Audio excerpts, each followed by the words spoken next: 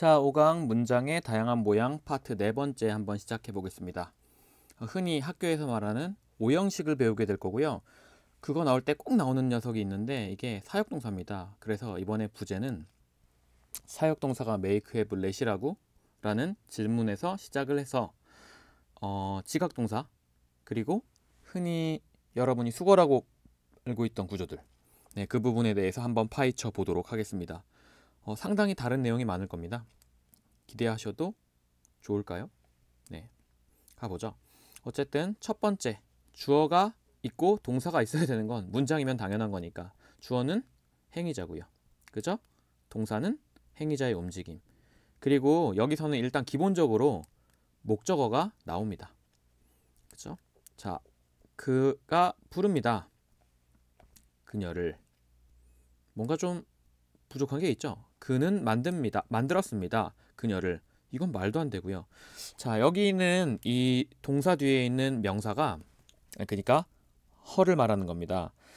얘가 목적어인 이유가 뭐죠? 목적어인 이유는 주어랑 다르기 때문이죠. 주어랑 같으면 보충어니까요. 그죠? 그러면 해석은 어쨌든 목적어니까 을를로 해석을 하실 거고요. 그는 그녀를 부른다. 이상하죠? 그죠? 그 다음에 아래 것도 마찬가지로 목적어 맞고요. 왜? 그는 그녀가 될 수가 없잖아요. 만약에 그가 그녀라면 되었다란 뜻이 됩니다. make가 연결동사로 쓰일 때 되다란 뜻이 있으니까. 근데 어쨌든 여기선 목적어로 쓰였고 해석은 어떻게 됩니까? 그는 그녀를 만들었다. 요것도 조금 이상하죠. 자, 그러면 여기에 뭔가 부족한 정보가 있다는 소리입니다. 그죠? 그러면 부족한 정보를 채워줘야 돼. 어디에? 이 목적어 뒤에다가. 명사를 채워줄 수 있고요. 형용사를 채워줄 수 있는데 한번 보죠. 명사를 채워줍니다. 그러면 목적어가 두 개 왔다가 아니에요. 여기서 이 목적어에 대해서 부족한 정보를 채워준 거거든요. 그죠? 그때 우리 앞에서 그 이중타동사 수요동사 배웠잖아요. 간접 목적어랑 직접 목적어랑 다른 놈이었죠. 근데 여기서는 이 그녀와 매기가 같은 여자라고 생각을 하셔야 돼요. 그때 해석이 어떻게 되냐면 앞에가 을를, 뒤에가 뭐뭐로 이렇게 해석을 하게 돼요. 그래서 이걸 직접 해석하게 되면 어떻게 되냐면 그는 그녀를 매기라고 혹은 매기로 부른다 라는 해석이 되는 겁니다. 자, 이번에는 두 번째 하기 전에 반드시 뭐랑 뭐가 같아야 된다고요? 그녀랑 맥이랑 같아야 된다고요. 그죠? 자, 두 번째, 여기에는 형용사를 한번 껴넣어 볼까요? 자, 어떻게 해석한다고요? 여기는 을을, 여기는 로. 그러면 이게 우리나라 말로 보통 해석하면은 그는 그녀를 슬픈 상태로 만들었다. 근데 대부분의 사람들이 어떻게 해석하냐면 그는 그녀를 슬프게 만들었다. 이렇게 해석을 해요. 그죠? 자, 그래서 해석은 그는 그녀를 슬프게 만들었다. 근데 지금 누가 슬픈 거예요? 만드는 게 슬픈 거? 그가? 아니죠. 그녀가 슬픈 거예요. 그녀가. 그죠? 그녀가 슬픈 거라는 거 일단 하나 챙겨 두시고. 자, 여기서도 마찬가지죠.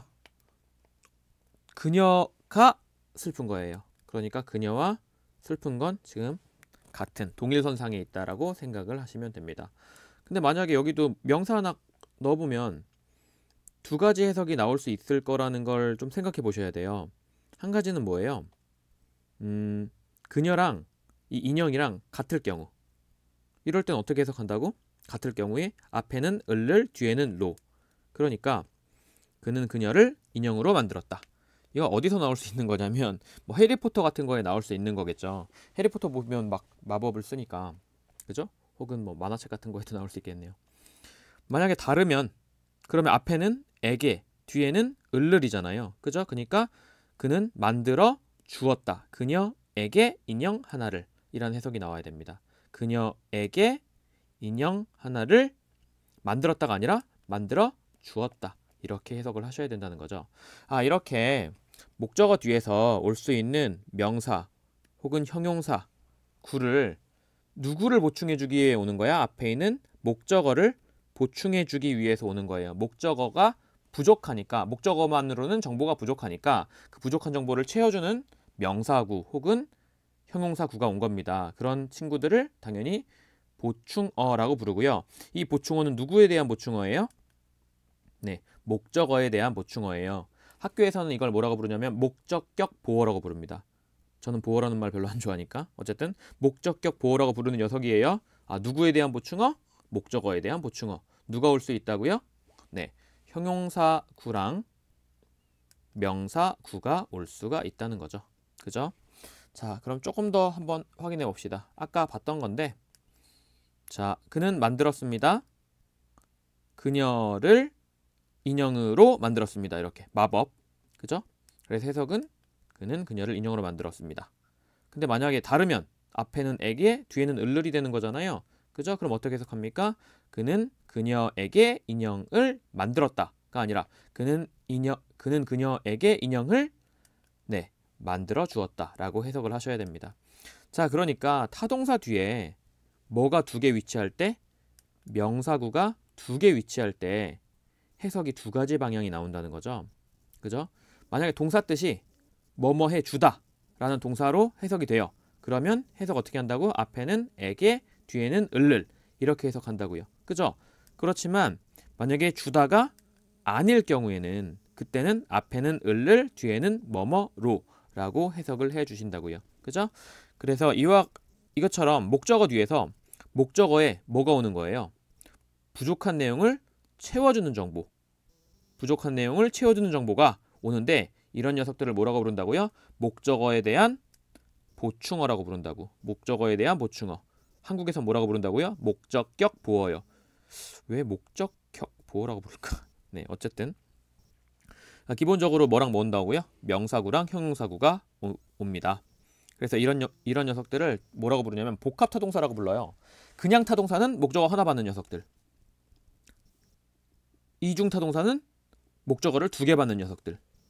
복합타동사는 목적어만 받아서는 정보가 완전하지 못하니까 부족한 정보를 채워주는 보충어까지 오는 녀석들이라고 생각을 해주시면 돼요.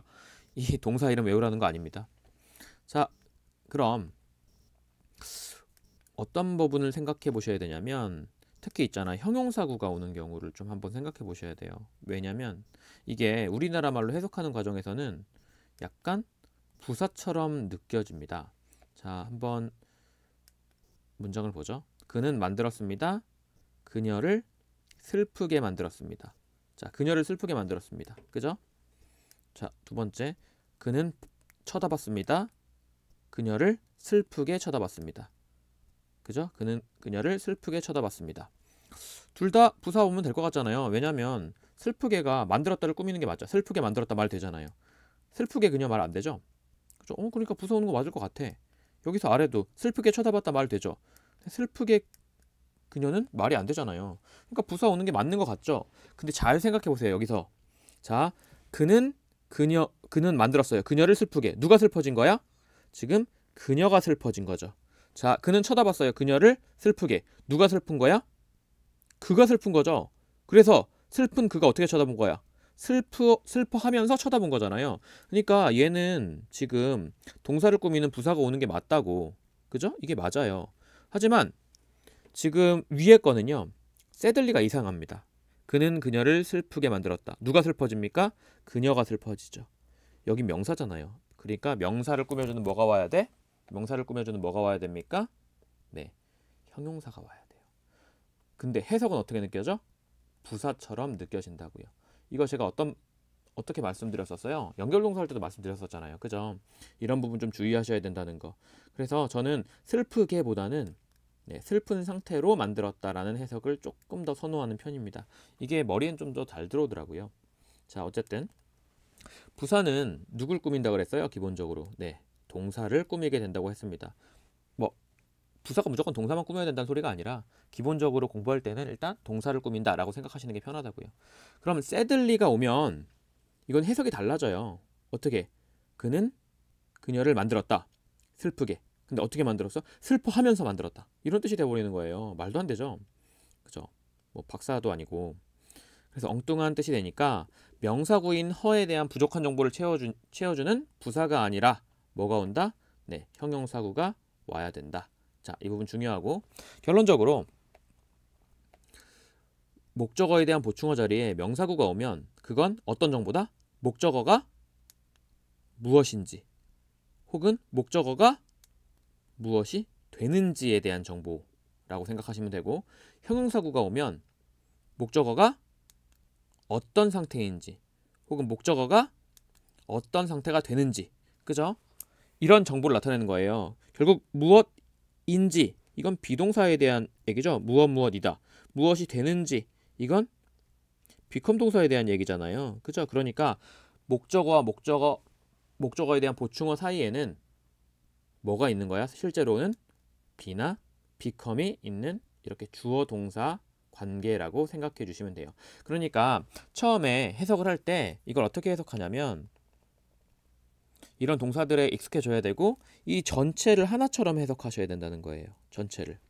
그는 만들었어요. 그녀가 슬프게. 그녀가 슬프게 만들었어요. 그녀를 슬픈 상태로 만들었어요. 이런 식으로 요거 하나가 한 덩어리다 라고 생각해 주시면 조금 편할 것 같아요. 자, 그럼 일단 목적어에 대한 보충어 자리에 형용사구가 많이 오는 동사들, 요런 녀석들이 있습니다. 해석해 보시면 되게 단순하죠. make A, B 나오면 A를 만들었습니다. B인 상태로. 그죠? suppose A를 여겼습니다. B인 상태로. want A를 원했습니다. B인 상태로. find A를 파악했습니다. B인 상태라고. keep A를 유지했습니다. B인 상태로. 이런 식으로요. 뭐뭐한 상태로. 형용사구. 그죠? 근데 이번에는 명사구가 오는 동사들 보니까 어때요? 거의 다 비슷하죠? 해석만 잘하시면 돼요. make A, B가 명사가 왔을 때 만들어주다가 아니면 A를 B로 만들다. call A, B는요. A를 B라고 부르다. name은요. A를 B라고 이름짓다. find는요. A를 B라고 파악하다. keep은요. A를 B로 지키다. consider는요. A를 B라고 여기다. 이런 식으로. 이렇게 올 수가 있구나. 자, 그러면 영작을 할 수 있어야겠죠. 우리 배웠으니까. 자, 그는 선출했습니다. 나는이구나. 나는 선출했습니다. 그를 우리 대표로 이렇게 오시면 되겠네요. 그러면 이건 맞는 문장이죠. 왜? 지금 그와 대표가 같은 사람이니까 그를 대표로 선출했다. 되겠네요. 두 번째, 나는 그를 기쁜 상태로 만들었다. 우리나라 말로는 보통 나는 그를 기쁘게 만들었어. 이렇게 하는 거잖아요. 그럼 나는 만들었다. 어떻게 하시면 돼요? I made him. 그 다음에 기쁜이 뭐예요? 영어로 happy죠? 그죠? 그래서 I made him happy. 나는 그를 기쁘게 만들었다. 네, 되겠네요. 그럼 이번에는 요런 거 만들어 보죠. 나는 강요했다. I forced. 나오겠죠? 그를 him. 우리 집에 온다. come to my house잖아요. 이렇게 와. 근데 이건 맞는다, 틀린다? 틀려요. 왜 틀려? 왜 틀린데? 네, 한 문장에 동사가 두 개 올 순 없어요. 뭐가 없는 한? 접속사가 없는 한. 그죠? 접속사가 있으면 동사 두 개 올 수 있겠죠. 근데 접속사가 없으면 동사 두 개 못 와요. 그죠? 그럼 뭐야? 누가 동사인데 여기서? false가 동사야, come이 동사야? 동사는 뭘 말하는 거예요? 주어에 대한 동사를 말하는 거죠. 그럼 I가 주어니까 forced가 동사. 흔히 서술어라고 부르는 녀석. 그죠? 주어 원래 서술어 해야 되는데 영어는 동사밖에 서술어 하는 역할이 없잖아요. 동사만 서술어가 돼요. 영어는. 그죠? 그러면 이 come은 도대체 뭘까? come은 이 come에 대해서 알려면 여러분은 뭘 아셔야 되냐면 동사의 형태를 좀 아셔야 돼요. 영어에는 두 가지의 동사 형태가 있습니다. 한 가지는 문장의 주어에 대한 동사. 진짜 동사를 말하는 거죠. 주어에 대한 동사. 그죠? 이런 녀석을 우리나라 말로는 정형 동사라고 불러요. 영어로는 finite verb라고 부르고요. 근데 주어에 대한 동사만 있는 게 아니라 동사라는 게 움직임을 나타내는 말이잖아요. 그럼 문장 안에 움직임을 나타내는 말을 두 번도 쓸 수 있고 세 번도 쓸 수 있어야 되잖아. 그죠? 꼭 주어에 대한 동사만 있는 건 아닙니다. 그래서 동사의 의미를 나타내야 할 경우에 쓰이는 non-finite verb, 그러니까 비정형 동사라는 게 있어요. 이 녀석을 학교에서는 이제 뭐라고 부를 거냐면 준동사라고 부르게 될 겁니다. 준동사. 그죠? 아, 동사긴 동사인데 주어에 대한 동사 역할은 할 수 없는 녀석 해서 이건 반만 동사야 해서 준동사라고 불러요. 준동사라는 표현도 뭐 나쁘진 않은 것 같아요, 저는. 근데 비정형 동사라는 정확한 용어가 있습니다. non-finite verb요. 그죠? 이렇게 비정형 동사는 뭐냐면요. 비정형 동사는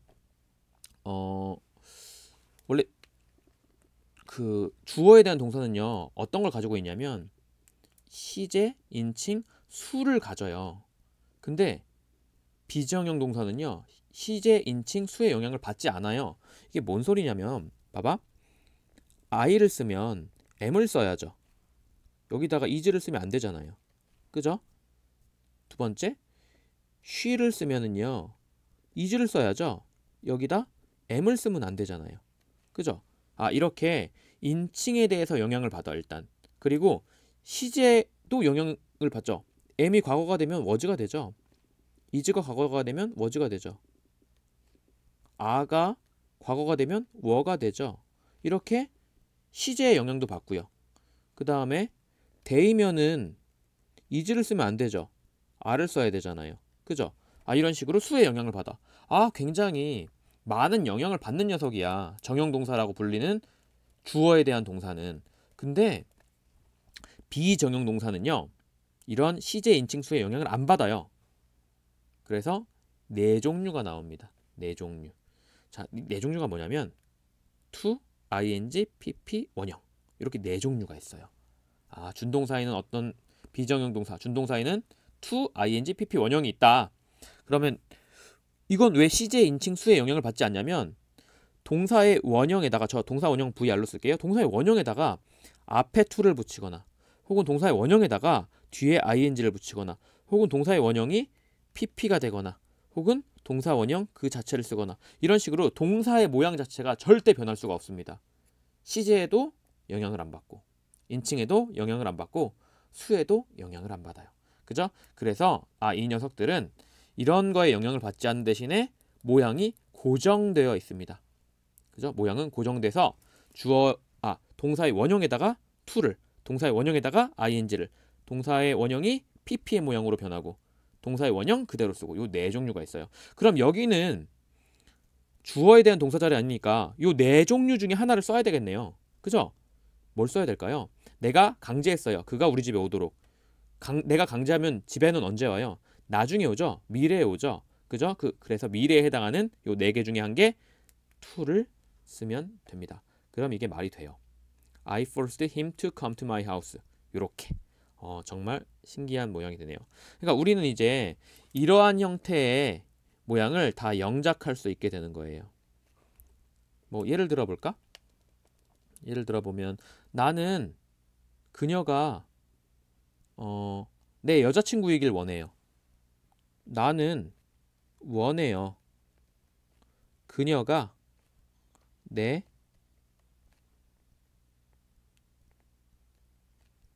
여자친구이기를. 그죠? 이렇게 쓰시면 된다는 거죠. 이런 식의 문장을 이제 영작할 수 있게 되는 겁니다. I want her. 난 그녀를 원해요가 아니라 나는 그녀가 내 여자친구이길 원해요. 이 전체가 want에 대한 목적어라고 보셔야 되는 거예요. 물론 여기는 학교에서는 이걸 얘를 목적어, 얘를 목적격 보어라고 하지만 저는 꼭 굳이 이렇게 나눠야 될까? 그녀가 내 여자친구이다 라는 걸 원하는 거잖아요. 그러니까 이 전체를 목적으로 보는 게 훨씬 더 깔끔한 해석이 아닐까 싶습니다. 말도 잘 안 나오네요. 원래 새벽에는 말이 잘 안 나와요. 자, 이런 비정형 동사 우리나라에서 뭐라고 부른다고요? 네, 준동사라고 부른다고. 그죠? 그러니까 여기에는 형용사, 명사구만 올 수 있는 게 아니라 형용사구, 명사구만 올 수 있는 게 아니라 뭐도 올 수 있다? 뭐도 올 수 있다? 네, to, ing, pp, 원형도 올 수가 있겠구나. 그러면 이 to, ing, pp 원형을 목적어와 한 덩어리로 보는 게 굉장히 중요하겠네요. 그죠? 자, 그럼 예문으로 한번 볼까요? 아까 했던 이거 I forced him to come to my house가 되는 거잖아요. 그죠? 자, 그러면 이 주어가 있고 그거에 대한 뭐가 있어? 동사가 있죠. 주어에 대한 동사를 뭐라고 부른다? 정형 동사요. 그죠? 근데 얘는 뭐야? 얘는 비정형 동사잖아요. 준동사. 얘는 누구에 대한 동사예요? 목적어에 대한 동사죠. 여기서는. 그죠? 준동사가 무조건 목적어에 대한 동사가 된다는 소리가 아니라 여기서는요. 주어에 대한 동사가 false. 목적어 힘에 대한 동사가 come이요. 그죠? 이런 식으로 보셔야 됩니다. 자, 그러면 이 준동사 4개를 나눠서 일단 원형은 뭐 나중에 제가 여러분이 그 사역동사라고 불렀던 말도 안 되는 개소리. 그죠? 그거에 대해서 조금 비판을 해볼 거고, 지금은 그냥 일단 to랑 ing랑 pp 사이에는 어떤 차이가 있을까를 한번 살펴보죠. 자, to랑 ing, pp는 어떤 차이가 있을까? to는요, 내용이 미래적일 때, 뭐 일부 문장에서 과거에 쓰일 때도 있긴 있어요. 제가 나중에 한번 설명할 건데 별로 안 쓰여요. 그러니까 미래적인 거, 그리고 불확실한 거예요. 불확실하다는 게 뭐예요? 아직 일어나지 않은 일. 미래라는 것 자체가 원래 불확실한 겁니다. 여러분의 미래도 열심히 하면은요, 확실에 가까워지는 거지 확실해지진 않아요. 뭐 제가 흔히 예를 드는 건데 수능 때까지 공부를 열심히 합니다. 혹은 공무원 시험 볼 때까지 공부를 열심히 해요. 근데 시험날 배탈 났어. 망한 겁니다. 그죠? 항상 불안감이라는 게 있죠. 사람은. 그 불안감 그리고 불확실성을 뭐 하는 겁니까? 공부는 낮춰주는 거예요. 근데 0에 가깝게 낮춰줄 수는 있어도 0이 되게 만들어줄 수는 없더라고요. 네. 너무 비관적인가? ing는요. ing는 우리가 보통 하고 있는 중인 거잖아요. 그래서 하고 있는 중이라는 건 이미 벌써 시작한 거죠. 그렇기 때문에 과거를 나타내고, 그리고 지금 내 눈앞에서 벌어지고 있죠. 그래서 현재를 나타내고, 혹은 동시 진행, 그리고 상대적으로 뭐 한 거? 이미 벌어지고 있는 거잖아요. 그러니까 상대적으로 확실한 거. 그래서 이미 일어난 일이나 이미 일어나고 있는 일. 그죠? 이런 걸 나타낼 때는 ing를 사용합니다. 다음에 pp. pp는 시간이랑 전혀 상관이 없어요. 이건 수동이요. 수동이 뭐냐면 아직 배우지 않으셨을 수도 있는데 주어가 동사를 하는 게 아니라 주어가 동사를 당하는 거예요. 주어가 동사를 하는 게 아니라 주어가 동사를 당하는 거다. 나중에 수동태 저랑 같이 하시면 또 수동태도 이런 거였구나를 아시게 될 겁니다. 지금은 당장 이거부터 하죠. 자, 목적어가 하는 동작을 나타낼 때 정형 동사로는 나타낼 수가 없죠. 왜? 문장에는 동사가 하나여야 되니까. 그래서 뭐가 필요하다? 비정형 동사를 써야 되고, 거기에는 4가지 모양이 올 수 있다고요. 뭐 동사 원형에다가 to를 붙이는 거, 동사 원형에다가 ing를 붙이는 거, 그리고 동사 원형이 pp가 되는 거, 그리고 마지막으로 원형. 이 원형은 여러분 학교에서는 그 사역동사라고 부르는 그 녀석입니다. 사역동사가 정말 사역동사인지 한번 또 살펴볼 거예요. 좀 이따. 이걸 흔히 뭐라고 불러요? 우리나라에서 준동사라고 부른다고 제가 말씀드렸죠. 결국에는 목적어랑 목적어에 대한 보충어 사이에는 어떤 관계가 성립하는 거야? 제2의 주어 동사의 관계가 성립하는 거예요. 이렇게 준동사가 올 경우에는. 그죠? 그래서 이 전체를 어떻게 하나의 덩어리로 이렇게 볼 수 있으면 굉장히 좋아요. 해석도 빨라지고. 주어 동사 보고 나서 목적어랑 목적어에 대한 보충어에서 뭐가 준동사가 올 경우는 이걸 한 덩어리로 이렇게 봐라. 이게 굉장히 큰 힘이 될 겁니다. 저도 실제로 굉장히 많은 도움을 받았고요. 자, 연습해 볼까요? 문장 2개 있는데 한번 연습해 보죠. 내 계약이요, 허락을 해줍니다. 나를이 아니라 어떻게? 요거를 한 덩어리로 이렇게 보시라고. 그러면 내가 한 달짜리 휴가를 떠날 수 있도록 허락해 줍니다. 그죠? 얘가 마치 뭐처럼? 미가 주어처럼. 이게 태블릿 끝쪽으로 가면 펜이 좀 구부러지더라고요. 그죠? 여기서 필기하면 안 되겠다. 자, 내가 한 달짜리 휴가를 떠나도록 허용해줘요. 뭐가? 내 계약이. 그죠? 그러니까 나를 허용해 주는 게 아니야. Me to take 1 month leave를 한꺼번에 보셔야 된다고요. 자, 그의 선생님이요, 격려를 해줬어요. 그를이 아니라 그가 어떤 것도 할 수 있다고. 이렇게. 그가 어떤 것도 할 수 있다고. 결국 여기에 준동사가 올 경우에는 여기를 은는 이가로 해석하는 것도 괜찮네요. 그죠? 그리고 여기를 동사처럼. 여기 그랬잖아요. 아래 지금 예문이. 내 계약서가 허용해줘요. 내가 한 달짜리 휴가를 떠나도록. 그의 선생님이 격려해줘요. 그가 어떤 것도 할 수 있다고. 이런 식으로. 아, 주어 동사처럼 해석하면 굉장히 편하구나를 좀 아셨으면 좋겠습니다. 자, 몇 가지 예문을 볼까요? 아, 그 전에 요거 해야 된다. 아, 목적어에 대한 보충어 자리에 지금 준동사가 오는 걸 배웠잖아. 그러면 전에 배웠던 형용사구나 명사구가 오는 건 정말 특별한 모양일까를 한번 의심해 보셔야 돼요. 특별한 모양이 아니라는 걸 제가 한번 좀 보여드릴게요. 자, 일단 두 개 예문 넣어놓고 볼게. 자, 여기에 지금 그녀의 엄마랑 그리고 지각력이 있는 이 여성이랑 같은 사람이라고 보셔야 돼요. 그러면 뭐야? 그녀는 컨시더는 여기에 명사어고, 그러니까 목적어고 목적어에 대한 보충어가 올 때 생각하다 여기다라고 생각하시면 되거든요. 생각하다 여기다. 그러면 그녀는 그녀의 엄마를 지각력이 있는 여성이라고 여깁니다. 인데 그럼 명사 왔잖아. 이게 과연 특별한 모양일까요? 특별한 모양이 아니라 여기에 뭔가 생략이 된 모양이었던 겁니다. 어떤 게 생략됐을까? to be가 생략됐어요. 자, 일단 여기다 생각하다. 생각이라는 건 확실하지 않은 거잖아요. 아닐 수도 있잖아요. 그러니까 to를 쓰는 거야. 그죠? to를 쓰는 건데 to 다음에 동사 원형이 와야 되죠. 근데 여기 명사 왔잖아. 그럼 명사를 넣을 수 있는 동사는 뭐예요? 연결동사 비동사잖아요. 그죠? 그래서 원래 문장은 She considered her mother to be a sensible woman 이에요. 근데 영어에서 요 to be는 굉장히 많이 생략이 됩니다. 그러다 보니까 이 to be의 생략과 함께 마치 명사가 두 개 나란히 온 것처럼 보이게 되는 거예요. 그러니까 우리 앞서 배웠던 이중타동사 있죠? 목적어 두 개 오는 거. 간접 목적어, 직접 목적어. 그 녀석은 진짜 명사가 두 개 오는 거야, 나란히.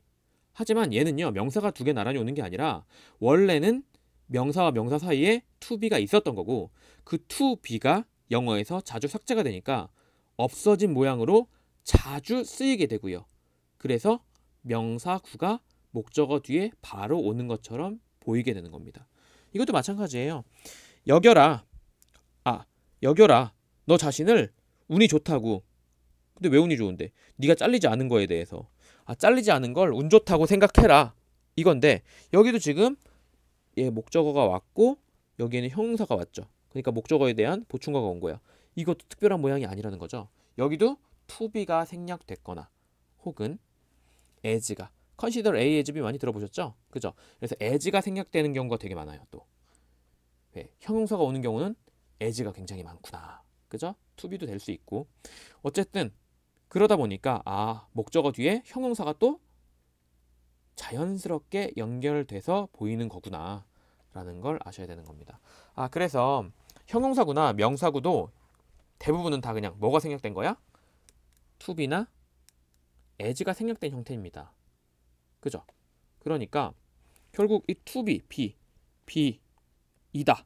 그 다음에 여긴 become이 될 수도 있어요. 동사에 따라서. 그죠? 그러면 사이에 뭐가 있다고 생각하고 be나 become이 있다고 생각하고 이 전체를 이 전체를 하나의 덩어리로 해석해서 얘를 주어처럼 주어 땡이라고 쓸까요? 주어처럼 그리고 동사는 생략돼 버리는 거니까 얘를 뭐처럼? 보충어, 보어처럼 보어 땡 이렇게 할까요? 보어는 어차피 나오지 않아서 땡이 아니구나. 네, 어쨌든 이런 식으로 해석을 하면 좀 더 자연스러운 해석이 된다고. 그러면 그녀는 여겨요. 그녀의 엄마가 지각력이 있는 여성이라고. 고려해라. 너 자신이 운이 좋다고. 이런 식으로 은는이가처럼 붙여서 해석을 해주시면 굉장히 깔끔한 해석이 됩니다. 그럼 이렇게 해석을 하시려면 뭘 잘 아셔야겠어요? 동사를 잘 아셔야겠죠. 동사. 그죠? 어떤 동사들이 명사가 올 때 주다가의 뜻이 아니면 로인데 사실상 주어, 동사 있는 것처럼 해석을 해주시면 깔끔하다. 자, 그러니까 우리 뭐 했냐면 지금 to를 했어요. to. 그러면 이제 뭐 남았어요? 3개 남았죠? ing, pp, 그리고 원형. 자, 특히 원형. 이게 제일 문제야. 왜? 이걸 사역동사라고 배우거든. 정말 사역동사라서 준동사 자리에 원형을 쓰는 걸까? 자, 사역동사는 make, have, let이다. 제가 앞에서 되게 아니라고 말씀을 드렸는데 일단 예문을 좀 많이 깔아놓고 한번 시작해보죠. 예문을 좀 깔아놓고 6개만 깔아놓고 시작해볼게요. 자, 쭉 나갈게요. 해석 안 하고 일단은 빨리 내가 왜 이렇게 만들었을까요? 이게 하면서 불확실성 굉장히 큽니다. 뒤에 뭐가 나올지 기억이 안 나. 그죠? 만든 지 좀 됐으니까 6개 깔아놓을게요. 아이고. 네. 자, 그러면 일단 여기서 make, have, let을 배울 때 여기 동사가 첫 번째 예문의 동사가 뭐예요? head죠. head가 명사만 받으면 가지다나 먹다는 뜻이지만 명사를 받고 준동사를 받으면 뜻이 시키다예요. 그럼 우리 영어 선생님이 나한테 시켰어요. 매일매일 10문장 쓰라고. 그죠? 근데 얘 have는 무슨 동사라서? 사역 동사라서 to를 안 쓴대 라고 배워. 그래서 to가 사라져야 됩니다. 좀 이상해. 여러분은 자연스럽죠? 전 이상해요. 두 번째, 나는 당신한테 허용해 줄 거예요. 내 스케줄을 알도록. 근데 let이 또 사역 동사라서 to를 쓰지 말래요. 세 번째, 우리 남자 형제가 만들었습니다. 명사만 받으면 만들었습니다. 명사 2개 나오면 만들어 주었습니다. 근데 명사 나오고, 그러니까 목적어 나오고 뒤에 준동사가 나오면 시키다예요. 그럼 내 남동생이 나한테 내 숙제를 정해진 시간에 하라고 시켰습니다. 아, 이건 그럼 남동생이라기보다 형이겠네요. 그죠? 동생 주제에 감히 뒤질라고. 아닐 거니까. 자, 그래서 make 근데 사역동사라서 to를 안 쓴대요. 여기 온점이 왜 안 따라가게 해놨지? 아, 이런 젠장. 자, 다음에요. 학교의 목적은요, 돕는 거예요. 돕는 거예요. 그죠? 돕는 거예요. 학생들을 돕는 거예요. 명사만 올 경우. 근데 명사 다음에 준동사가 오면 학생들이 준동사 하는 걸 돕는 거예요. 그러니까 학생들이 그들의 꿈을 성취하는 걸 돕는 거예요. 근데 또 help는 학교에서 또 준사역 동사라고 해갖고 to를 써도 되고 안 써도 되는데 용어가 점점 달나라로 가기 시작합니다. 여기서부터. 자, 아무도 강제할 수 없어요. 내가 뭐 하는 거, 그러한 일을 하는 걸. 근데 이건 to를 써야 돼. 그죠? 왜? 사역동사가 아니니까. 다 푸시, 밀다잖아요. 근데 밀어서 하게 하다는 뜻이에요. 여기서는 우리 부모님이 결코 나를 푸시하지 않아요. 뭐 하도록? 영어를 배우도록 자유롭게 해서 영어 못하는 거야. 근데 여기서 to를 써야 돼요. 왜? make, have, let 이라는 사역동사가 아니니까. 이게 과연 올바른 구분일까 생각해 보셔야 되는데, 자, 일단 예제 1, 2, 3은 사역동사래요. 4는 준사역동사래요. 5는 무슨 동사야? 좀 이상하네. 이게 이상해요. 왜 이상하냐면 일단 사역이라는 용어를 생각해 보셔야 돼요. 사역. 여러분 사역 아세요? 사역? 사역이 뭔지 아세요? 군대를 갔다 온 남자들은 다 알 텐데 군대에서 뭔가 이렇게 빵꾸 내고 사고 치면 너 이 새끼 사역해 이렇게 말을 하거든요. 그러면 뭐 바닥을 치약으로 닦는다던가 뭐 신발장을 닦는다던가 아니면 설거지를 한다던가 빨래를 한다던가 뭐 이런 걸 해요. 결국 사역은 뭐냐면요, 누군가에게 뭐뭐 하라고 뭐 하는 거냐면 시키는 겁니다. 시키는 거. 이게 사역의 뜻이에요. 그러면 이거 head는 시키다고 make는 시키다니까 이건 사역이 맞아, 사실. 근데 도대체 let은 왜 사역입니까? let은 허용하다잖아요. 허용이 시키는 거예요? 허용은 하도록 해주는 거죠. 그죠? 강제가 없잖아요. 근데 이 compel 봐봐. 강제했어, 나한테 그러한 일을 하게. 그럼 이거 시킨 거잖아. 내가 그거 하게 시키는 거잖아. 여기서는 지금 노원이니까 시키지 않는 거지만 여기도 네버니까 내가 영어를 배우게 푸시 하는 건 시키는 거잖아요. 그럼 얘도 사역의 뜻인데? 이런 생각을 해볼 수 있어요. 저는 사역 동사가 이것부터가 문제라고 생각합니다. 갑자기 동사 원형 쓰는 애들을 사역 동사라고 말해놔서 다른 거에 대한 설명을 못 합니다. 사역은 진짜 시키는 건데.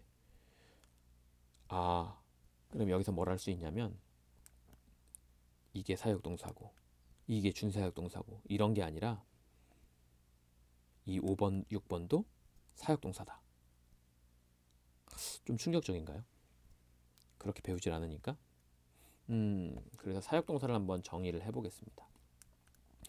자, 학교 문법에서 make have let을 남이 뭐뭐 하도록 시키다 라는 뜻을 가지고 있다라고 해가지고 사역동사라고 불러요. 그죠? 근데 이 나누는 기준이 골 때려.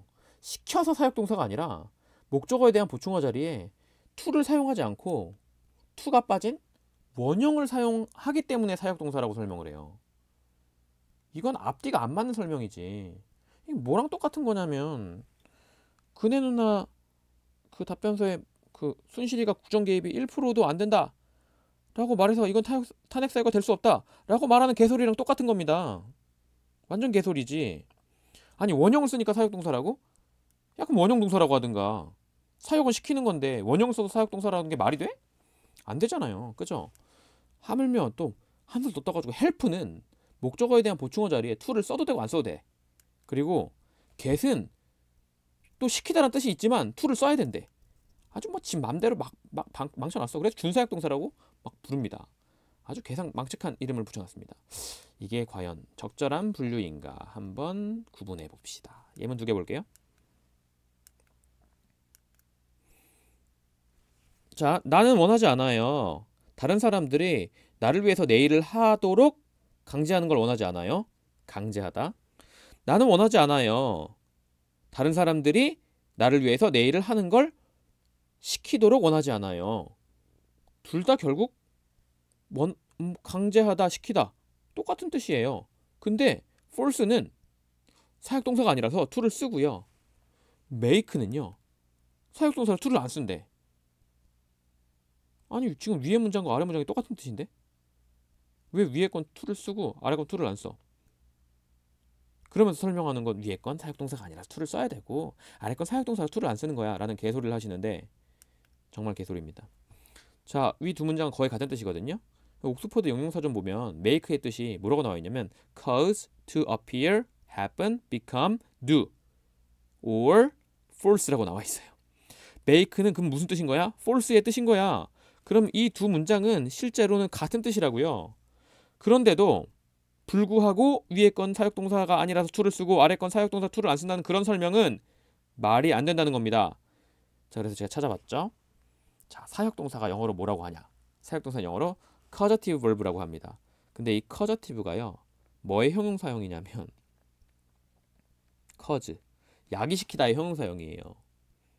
사역동사가 causative verb인데 왜 사역동사 안에는 cause가 없냐? 말이 안 되는 거지. 그죠? 아, 이걸 통해서 뭘 알 수 있냐면 사역동사가 make have let이 아니라 사역동사 안에 make have let이 있는 건데 그 새 놈이 그냥 도라이구나 라는 걸 알 수 있어야 돼요. 자, 사역동사는 뭐다? 목적어가 어떤 행동을 하도록 야기시키는 동사란 뜻이고요. 그런데 왜 make have let만 우리는 사역동사라고 부른 걸까? 자, 볼게요. 사역동사는 정해진 것이 아니다. 사역동사가 정해진 게 아니라고? 뭔 소리야? 나는 여태까지 make have let을 사역동사라고 알고 있었는데 라고 생각하시면 오산입니다. 자, 그의 부주의함이 야기시켰어요. 뭐를? 그 화제를. cause 사역동사예요? causative verb가 사역동사라며. 그럼 cause 사역동사지? 아니야. 왜? 목적어 하나 받았잖아요. 목적어 하나 받으면 사역동사 아니죠. 왜? 목적어가 어떤 동작을 하도록 하는 게 사역동사인데 이거 동작 안 하잖아요. 그죠? 그러니까 이건 사역동사 아니에요. 근데 똑같은데도 불구하고 이번에는 목적어가 오고 그에 대한 동작인 준동사가 왔어. 그럼 이건 cause가 사역동사로 쓰인 겁니다. 왜? 그의 부주의함이 야기시켰어요. 모든 멤버들이 더 많이 일하도록 야기시켰어요. 그러면 그러니까 뭐야, 우리 팀에 그냥 등신 같은 애 하나가 들어온 거야. 근데 걔가 일을 너무 못해. 뭐 다 부시고 깨고 자빠지고 난리 났어. 그래서 우리가 일을 더 해야 되게 된 거지. 그럼 그의 멍청함이, 그의 부주의함이 우리로 하여금 일을 더 하게 만든 거잖아요. 그죠? 그렇게 동작을 야기시켰잖아. 그럼 cause는 여기서 사역동사가 됩니다. 왜? 모든 멤버들이 더 일하게 야기했으니까요. 만들었으니까. 그럼 얘는 사역동사예요. 사역동사는 정해진 게 아니라고요. 구조가 사역동사를 결정한다고. 그죠? 자, 예문 하나 더 볼까요? 몇몇 책들이요 자극해요 아이들을. 이거 스티뮬레이트 사역동사다? 사역동사 아니야. 왜? 그냥 아이들을 자극하는 겁니다. 그냥 타동사예요. 근데 이번에는 이렇게 왔다고 쳐보죠. 자, 그 컨퍼런스가 자극을 했어요. 나를? 이 아니라 내가 뭐 하도록 그 주제를 열심히 연구하도록 자극했어요. 그럼 그 컨퍼런스를 갔다 와서 그 컨퍼런스가 나를 어떻게 만들어 놓은 거야? 내가 주제를 열심히 연구하도록 만들어 버린 거잖아요. 그래서 연구하게 내 동작을 유발했죠. 그러면 이게 스티뮬레이트도 뭐가 되는 거야? 사역동사가 되는 겁니다. 그죠? 결국은 그래서 목적어 하나만을 받을 경우에는 커즈나 스티뮬레이트에는 무슨 뜻이 없어? 남이 뭐뭐 하도록 시키다라는 뜻이 없어요. 근데 목적어에 대한 보충어 자리에 목적격 보호 자리에 to를 받게 되면 일부 동사들이 어떤 뜻이 돼요? 목적어가 to 동사 원형하도록 야기하다, 자극하다 이런 뜻이 되는 거예요. 그러면서 그 동사는 뭐가 된다? 사역동사화 된다. 그러니까 사역동사라는 게 정해져 있는 게 아니라 목적어가 동사를 하도록 시키면 그 녀석을 뭐라고 부르는 거다? 사역동사라고 부르는 거다. 즉 사역동사는 어떤 모양을 가져요? 아래와 같은 모양을 가져요. 타동사 플러스 목적어 온 다음에 그 뒤에 뭐가 온다고? to 동사 원형이 온다고요. 왜 to가 올까? 시키면 그 일을 언제 하죠? 나중에 미래에 하잖아요. 그치? 나중에 미래에 하니까 to 동사 원형을 쓰는 거야. 근데 이렇게 하는 녀석들이 그냥 타동사가 아니라 뭐가 되는 거다? 사역동사가 되는 거다. 그죠? 자, 그러면 도대체 왜 사역동사는 이런 모양을 가지게 됐을까? 그리고 make, have, let은 도대체 왜 어떤 놈이길래 동사 원형을 쓰는가? 한번 살펴보죠. 말 더럽게 많이 써놨네요. 그죠? 원래 to는 전치사였어요. 전치사로 시작한 녀석이야. 어디 쪽으로. 근데 이게 시간이 지나면서 to 다음에 동사 원형을 쓰는 모양이 막 만들어진 거예요. 그죠? 그래서 고유한 모양이 생겼는데 이 make랑 have랑 let이랑 지금은 잘 쓰이지 않는 bid 그리고 help 같은 경우에는요. to가 발달하기 이전부터 사역동사로 썼어요. 그 to가 발달하기 전이니까 to가 없으니까 당연히 동사 원형을 썼겠죠. 그죠? 근데 그래 되게 오래된 사역동사들인 거야. 그리고 그때는 처음에는 고대 영어에서는 이제 동사의 굴절된 모양을 쓰고 그 굴절된 모양이 없어지면서 동사 원형을 쓰게 된 거예요. 굴절이 뭐냐면 나중에 배우게 될 텐데 동사 끝을 변형시켜서 만약에 뭐 want면은 wanted 이런 식으로 ed를 붙이는 이런 걸 동사의 굴절 모양이라고 하거든요. 근데 그 굴절된 모양을 사용하다가 그 굴절된 모양이 없어지면서 원형을 쓰게 된 거죠. 사역동사인 make, have, let, bid, help가 전 let도 사역동사라고 보면 좀 이상하다고 생각을 하고 있긴 하지만 어쨌든 근데 그 후에는 되게 많은 동사들이 차용되어졌고 to의 사용 빈도도 굉장히 높아졌어요. 그래서 사역동사화를 할 때 to를 쓰는 모양으로 모양이 고정이 된 거야. 근데 문제는 make, have, let, bid, help죠. 왜? 이 자식들은 옛날부터 쓰던 동사들이라서 to를 안 쓰는 모양, 그러니까 원형의 모양을 계속 쓰고 있었거든요. 그래서 to를 쓰는 사역동사들이 와갖고 물어보죠. 야, make, have, let, bid, help. 야, 이 자식들아. 니들 to 써. 이렇게 말했어. 그랬더니 make, have, let이 뭐라 그러냐면 아니 어린 새끼가 어디 와서 싸가지 없게. 나는 그대로 원형을 쓸 거야. 날 존중해 이 새끼야. 이렇게 말을 하는 겁니다. 그랬더니 애들이 쟤들은 나이도 좀 많고 쟤들이 아니고 저 아저씨들은 나이도 좀 많고 대우도 좀 해줘야 될 것 같고 그래 뭐 몇 개나 된다고 알았어 대우해주지 뭐 비선실 아니 그게 아니라 대우해주지 그러면 아저씨들은 그냥 원형 쓰세요. 저희들 to 계속 쓸 테니까. 이렇게 해서 만들어진 게 make, have, let, bid, help입니다. 근데 이 help는 또 약간 좀 정신병이 있는 애야. 그래가지고 어떨 때는 옛날에 했던 걔는 그 to를 쓰는 애들이 말을 들어. 그래서 to를 써. 근데 어떨 때는 나 옛날에 to 안 썼는데 하면서 to 안 써. 약간 치매가 있는 애죠. 그죠? 그래서 help는 준사역동사다. 개소리죠? 그러니까 make, have, let, bid가 사역동사라서 혹은 help가 준사역동사라서 그런 to를 안 쓰는 게 아니라 그냥 언어 발달 과정에서 차이가 난 거고요.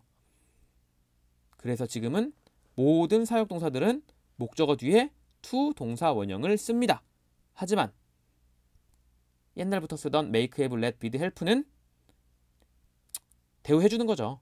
에이, 저 노인들 노인 공경해야지 해서 to를 안 쓰는 모양으로 만들어진 거예요. 그러니까 기본적인 사역 동사는 뭐라고? 기본적인 사역 동사는 이렇게 뒤에 뭐가 온다. 목적어가 오고 뒤에 to가 온다. 근데 어떤 녀석들? make, have, let, bid, help 이 녀석들은 to를 쓴다 안 쓴다? 안 쓰고 to를 안 쓰니까 뒤에 뭐가 남게 되죠? 원형이 남게 되죠. 그죠? 자, 그러면 사역동사로 자주 쓰이는 동사들이 어떤 것들이 있는지 이렇게나 많아요. 더 많은데 제가 그냥 일부만 발췌해온 거라고 생각하시면 됩니다. 이거보다 훨씬 더 많다고 생각하시면 돼요. 자, 그럼 cause 명사 to 동사 원형 어떻게 한다고? 명사가 to 동사 원형하도록 야기하다. 뭐 push는요. 명사가 to 동사 하도록 강요하다. order는요. 명사가 to 동사 원형하도록 명령하다. 결국은 다 시키는 거죠. 근데 도라이들 make, have, let 도라이라고 하긴 좀 그렇고 네, 뭐 원로 인사들 그죠? 그 녀석들은 to를 쓰지 않고 이렇게 동사 원형 쓰고 help는 약간 치매 걸린 애라서 to를 쓰기도 하고 안 쓰기도 하고 치매 걸리신 분들을 비하하려는 표현은 아닙니다. 또 이런 거로 또 태클 거시는 분들이 계셔가지고 조심해야 돼요. 항상 이렇게 음성이 다 기록으로 남는 사람들은 조심을 해야 됩니다. 자, 그리고 make, have, let에는요 약간의 뜻의 차이가 있는데 이거 나중에 다시 한번 설명할 거거든요. 지금 잠깐만 언급하고 넘어갈게요. make는요 강요하는 거, 강제하는 걸 나타내는 거고요. have는요 강요, 강제는 되게 약하고 부탁하거나 요청하는 그런 느낌이에요. 그리고 let은 마시잖아요. 뭐 허용, 방임. 얼라랑 똑같은 뜻이야 사실. 그러니까 이건 사역동사라고 보기 좀 그렇다고요. 근데 동사 원형 쓰는 애들이 같이 묶여 있으니까 여기에 같이 있는 것 뿐이고. 그러니까 let은 그냥 허접인데 일진들 사이에서 같이 놀다 보니까 일진인 줄 착각하고 있는 미친놈이에요 라고 생각하시면 됩니다. 자, 그리고 사역동사를 배우고 나면 그 다음에 뭘 배우냐면 지각동사를 배워요. 그죠? 지각동사. 또 지각동사도 원형 쓰잖아. 그래서 사역동사랑 묶어놓은 거야. 근데 여기선 원형을 쓰는 이유가 달라요. 한번 해볼까? 보죠. 요거 이해되죠? 우리 부모님이 항상 격려를 하세요. 나를이 아니라 내가 뭐 하도록 생각하고 행동하도록 어떻게? 스스로. 그죠? 스스로 생각하고 행동하도록 격려를 합니다. 그러면 격려를 해서 내가 어떻게 된 거야? 스스로 생각하고 행동하게 된 거죠. 동작을 야기했죠. 그러니까 이건 뭐가? 사역동사가 되는 겁니다. 내가 생각하고 내가 행동하니까요. 그죠? 자, 두 번째. 이번에는 had, have 사역동사 쓰는 애를 보죠. 자, 나는 내 비서한테 시켰어요. 뭐 하라고? 복사본을 타이핑하라고. 복사본 문서를 타이핑하라고 시켰어요. 시켰죠? 그러니까 to를 써야 되는 게 맞는데 have는 옛날부터 동사 원형을 써오던 모양을 존중해준다고. 그래서 to를 안 쓴다고요. 그죠? 그래서 여기선 to를 안 씁니다. 근데 어쨌든 뭐해요? 비서가 타이프를 하죠. 그죠? 그러니까 이것도 맞는 문장입니다. 그죠?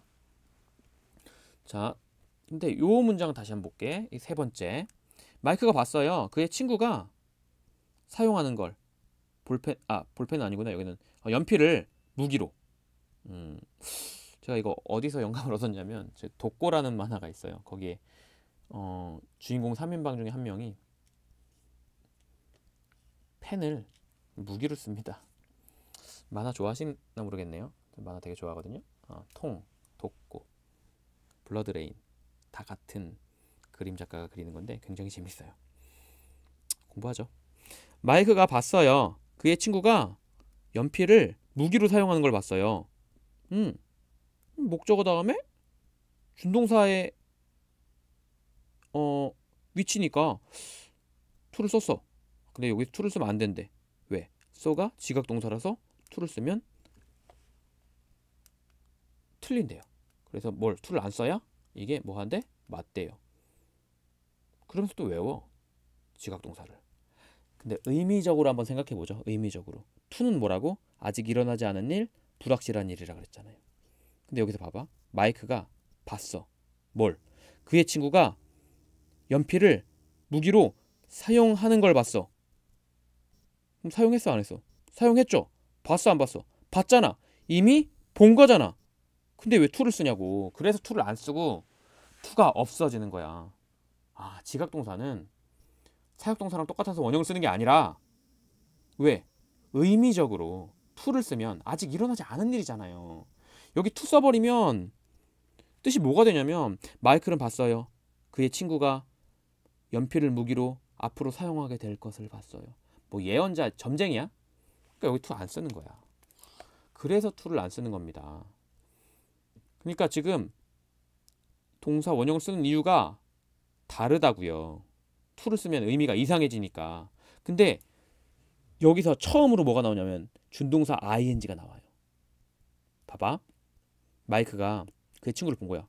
딱 지나가다가 힐끗 봤어. 근데 걔가 뭐 하고 있는 거야? 연필을 무기로 쓰고 있는 중인 거야. 그지? 쓰고 있는 중인 거야. 그래서 뭐를 붙일 수 있다? 네, ing를 붙일 수가 있다. 처음 나오는 거죠. 아, 지각동사에서 처음으로 목적어에 대한 보충어 자리에 뭐가 올 수 있다고? ing가 올 수 있다고요. 왜? 사용하고 있는 중인 걸 봤습니다가 되잖아요. 아, 그러면 여기서 무슨 차이가 있냐? use는 using과 무슨 차이가 있을까요? use는요, 동작을 전체를 다 본 거야. 전체 다. using은요, 하고 있는 중인 순간적인 동작을 본 거예요. 순간적인 동작. 그러니까 예를 들어서 예를 들어 보면 여기서 예문으로 예를 들어 한번 들어볼게요. 학원에서 이 예를 많이 들거든요. 나는 봤어요. 그를. 이 아니라 나는 그가 뭐 하는 걸 봤어요? cross the street. 이렇게 거리를 건너는 걸 봤어요. 자, 크로스는 뭐야? 내가 그를 봤는데 그가 횡단보도에 서 있어. 그러더니 도로를 건너. 다 건넜어. 이러면 크로스예요. 근데 여기에 뭐가 들어가면 ing가 들어가면 내가 지나가다가 끼익 하는 소리가 나길래 옆을 봤더니 어떤 미친놈이 도로를 막 건너고 있네. 빨간불에. 순간적인 걸 보는 건 ing요. 아, 동사 원형을 쓰면 전체적인 동작을 다 보고 듣고 느끼는 거고, ing를 쓰면 그 순간에 하고 있는 중이었던 걸 보고 듣고 느끼는 거고요. 아, 이런 차이가 생기는구나. 그래서 지각동사는 뭐냐면 감각기관으로 인지하는 것들을 말하는 건데, 눈, 코, 귀, 입, 피부, 눈, 코, 죄송해요. 네, 전 개인적으로 빅뱅 노래를 좋아합니다. 어쨌든 여기서 하나는 빼셔야 돼요. 네, 입은 빼셔야 돼요. 그죠? 눈으로 보는 거, 코로 냄새 맡는 거, 귀로 듣는 거, 피부로 느끼는 거, 요걸 지각동사라고 하는 겁니다. 그럼 이 지각동사로 인지하는 것들은 다 뭐야? 이미 일어난 일이거나, 이미 일어난 일이거나, 혹은 그 당시 일어나고 있는 중인 일이거나. 그러니까 이미 일어난 일, 이거는 다 본 거니까 뭘 써요? 원형을 쓰고요. 그죠? 이미 그 당시 일어나고 있는 중인 일, 이건 뭐를 쓰고요? 순간적으로 동작하는 거니까 이건 ing를 쓰고요. 그죠? 그래서 미래를 나타내고 아직 일어나지 않은 일을 나타내고 불확실을 나타내는 to를 쓸 수 없습니다. 왜? 이미 다 일어난 거고 일어나고 있는 중인 거고, 그죠? 확실한 거니까. 그래서 동작의 전 과정을 다 인지한 거면 원형을, 순간적으로 일어나고 있는 진행 중인 동작을 인지한 거면 ing를 사용하고요. 흔히 지각동사라고 부릅니다. 근데 이때 지각은 원래 지각이라는 게 두 가지가 있거든요. 머리로 하는 게 있고요, 몸으로 하는 게 있어요. 근데 여기서는 몸으로 하는 것만 나타내는 겁니다. 머리로 하는 거는 예를 들어서 나는 그가 좀 덜 떨어졌다고 생각했다. 딱 얘기를 해보니까 얘 전교 1등이야. 아, 불확실하죠. 그래서 머리로 하는 인지는 to를 사용합니다. I think her, 난 그녀를 생각합니다가 아니라 나는 그녀가 정직하다고 생각합니다. 정직할 수도 있지만 아닐 수도 있잖아요. 나는 그가 운동을 한다고 생각합니다. 뭐 보니까 막 근육이 울그락불그락해 보이는 거야. 그래서 물어봤지. 운동하세요? 그랬더니 저는 어렸을 때부터 원래 이런 몸이었어요. 불확실한 거예요. 그래서 정신적인 인지에는 to를 사용합니다. 그죠? 이것도 좀 알아두시고. 그러면 대표적인 지각동사에 뭐가 있냐? 요런 동사들이 있습니다. 제가 문서를 제대로 올려드릴 수 없을지도 모르니까 요거 캡처해서 사용하도록 하세요. 네, 저랑 같이 공부하시는 분들은 다 받아보겠지만, 그죠? 특히 있잖아, 캐치, 요거 그리고 스멜, 요건 ing랑 굉장히 많이 쓰여요. 왜냐면 목격하다잖아요. 그러면 하고 있는 중인 걸 목격해야겠죠. 이미 다 한 걸 목격하면은 그는 그냥 방관한 거잖아. 그죠? 그래서 캐치는 보통 ing랑 많이 오는구나. 냄새 맡는 것도 요리가 조리되어지고 있는 중인 걸 냄새 맡는 거죠. 조리가 다 끝난 걸 냄새 맡는 것보다는. 그래서 ing가 자주 온다는 거. 요것도 좀 알아두시고. 자, 이제 마지막 하나 남았네요. to랑 ing랑 원형했으니까 pp만 남았네요. pp. 죄송해요. 저 요즘 트와이스에 꽂혀갖고 노래가 좋더라고요. 그냥 기분이 좋아요. 걔네들이 노래를 부르면. 물론 걔네들은 저는 모르지만. 네. 자, 여태까지 하는 건 다 목적어가 뒤에 있는 동사를 하는 거였거든요. 근데 이번엔 하는 게 아니라 당하는 거예요. 자, 난 필요가 있어요. 시킬 필요가 있어요. 내 자동차가 세차를 즉시 하길 시킬 필요가 있어요. 자, 지금 보시면 자동차가 세차를 하나요? 자동차가 세차를 하나요? 아니죠. 자동차는 세차를 어떻게 돼요? 당하죠. 그죠? 하는 게 아니라 당하는 거야. 결국은 제가 말씀드리면, 자, 여기서 얘가 이걸 하는 게 아니라 이게 이걸 하는 경우 말하는 거예요. 그러니까 차가 세차하는 게 아니라 차를 세차하잖아요. 그죠? 그러니까 여태까지 to 동사 원형 썼던 거는요, 앞에가 주어고 뒤에가 동사의 관계인 경우예요. 근데 그런 관계가 아니라 어떨 때? 앞에가 목적어고 뒤에가 타동사인 경우. 내 자동차를 세차합니다. 이렇게. 이런 관계를 가지는 경우에는 뭐를 쓴다? to를 쓰는 게 아니라 발음도 안 돼. to를 쓰는 게 아니라 to be pp를 쓴다고요. to be pp. 그래서 I need to get my car to be washed immediately. 이렇게 쓰는 거예요. 근데 제가 앞에서도 말씀드렸죠. 뭐가 생략이 굉장히 잘 된다고요? to be가 생략이 잘 된다고. to be가 생략이 굉장히 잘 돼요. 텔레토비 아시는지 모르겠네. 보라돌이 나나 뚜비뽀에서 to be가 생략이 잘 된다고. 나 왜 이러냐. 네, 어쨌든 여기서 to be가 생략이 잘 돼요. 써도 돼요. 써도 돼. 뭐만 아니면, make, have, let만 아니면 써도 돼. 하지만 안 써도 돼. 안 쓰는 게 더 좋겠죠. 어차피 뜻도 약한데 뭐. 그죠? 그러니까 결국은 이런 사역동사 뒤에 목적어 오고 pp 오면 하는 게 아니라 당하는 거다. 좀 더 볼까요? 자, 이 문장 맞을까요? 나는 시켜야 돼요. 우리 집 벽이 페인트 칠하게 시켜야 돼요. 우리 집 벽이 막 페인트를 칠하니? 페인트 칠 되도록 시켜야 되는 거죠. 그러니까 하는 게 아니라 당하는 거죠. 그죠? 하는 게 아니라 당하는 거잖아요. 다시 한번 그려줄게요. 하는 게 아니라 당하는 거잖아요. 그죠? 그럴 때는 뭘 써야 된다고요? to be pp를 써야 된다고요. 그러니까 지금 여기 보시면 이게 이걸 하는 게 아니라 이게 이걸 당하는 거잖아요. 그리고 to를 쓸 수가 없죠. 왜? make, have, let이니까요. 그러면 여기에 뭘 써야 돼? 이거 be pp를 써야 돼. 그죠? 원래 to be pp인데 to를 못 쓰니까 be pp를 쓰는 거야. 하지만 여기서 뭘 생략한다? be를 생략합니다. 그죠? make, have, let은 to를 안 쓰니까, 그죠? to be가 날아가는 게 아니라 그냥 be가 날아가는구나. 근데 여기서도 또 이럴 때도 또 개또라이들이 한 명씩 나옵니다. 걔가 뭐냐면 let이에요. let은요 be를 안 날려요. 그러니까 만약에 이게 let이었으면 여기서 be를 안 쓰면 또 틀려요. 얘도 또라이야. 마치 help 같은 또라이죠, 얘도. 그래서 수동일 때 to be pp에서 to be를 날리는데 let은 be를 날리지 않는구나. 이런 식으로 알아두시면 됩니다. 여기저기 또라이들이 많죠. help 또라이, 또 뭐였죠 여기? let 또라이, help 또라이, let 또라이. help는 뭐 to를 써도 되고 안 써도 되고, let은 뭐 다 to be를 생각하는데 미친놈은 be를 남겨두는다. 그죠? 이렇게 하시면 됩니다. 자, 그럼 또 해보죠. 자, 나는 목격했어요. 그죠? 뭘 목격했습니까? 뭘 목격했어요? 모든 접시가 아니라 모든 요리가 요리하는 걸. 모든 요리가 요리를 합니까? 모든 요리는 요리가 되죠. 그죠? 근데 문제는 여기 이게 지각동사라서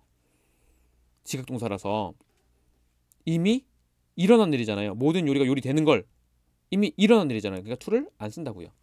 근데 요리가 요리를 해요? 아니죠. 그죠? 이거 틀려. 그지? 그러니까 요리가 하는 게 아니라 요리가 되는 거죠. 그러니까 뭘 써야 돼? do, be, pp. 근데 지각동사 to를 날리잖아. 그럼 얘는 to를 날리니까 뭐도 날려야겠어? 당연히 be도 날려야겠죠. 그죠? 아, be를 쓰는 녀석은 누구밖에 없다고? let밖에 없다고요. 그죠? to를 안 쓰는데 to를 안 쓰면 원래 be 다 날려야 돼. do, be를 날리는 것처럼.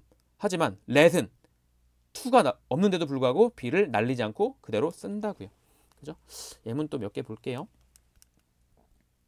나는 have가 시키다 말고요. 뒤에 있는 사건이 안 좋은 일일 경우는요. 겪다란 뜻이 있어요. 겪다. 경험하다. 겪다. 그죠? 그는 겪었어요. 그의 시계가 훔치는 걸 겪었어요. 그의 시계가 훔치니? 일단 to는 안 써야 되죠. make, have, let이니까. 훔치니? 아니죠. 훔침을 당하죠. 그죠? 훔침을 당하잖아요. 시계를 훔치다가 되잖아. 그죠? 그러니까 뭘 써야 돼? be, pp를 써야 돼. be stolen. 근데 여기서 뭐도 없어야 돼?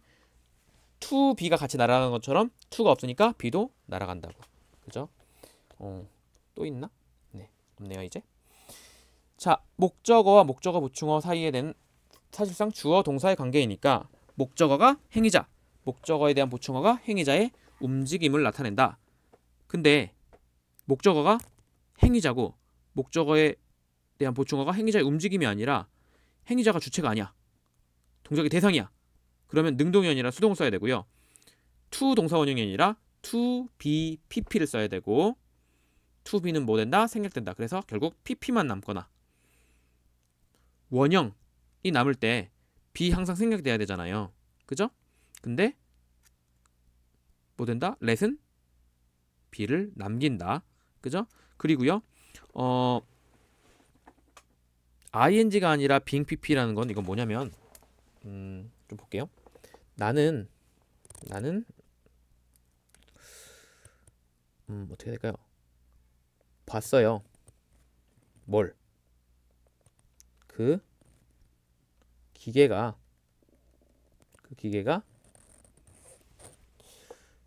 to be being repaired 이렇게. 자, 나는 봤어요. 그 기계가 수리되어지고 있는 중인 걸 봤어요. 수리되어지고 있는 중인 걸 봤어요. 그러니까 수동이고 진행입니다. 아직 안 배웠지만 좀 어려울 수 있어요. 근데 여기서 to를 쓴다 안 쓴다? 안 쓴다고. 왜? 지각동사니까 to 안 써. to를 안 쓰면 뭐도 안 써요? be도 안 써. 남는 게 뭐야? being pp가 되는 겁니다. 아, 수동은 pp가 남는데 진행 수동은 뭐가 남다? being pp가 남는다고요. being pp가. 알았죠? 자, 어쨌든 to be는 자주 생략되고 to를 쓰지 않는 경우 be도 생략합니다. 하지만 let은 be를 생략하지 않습니다.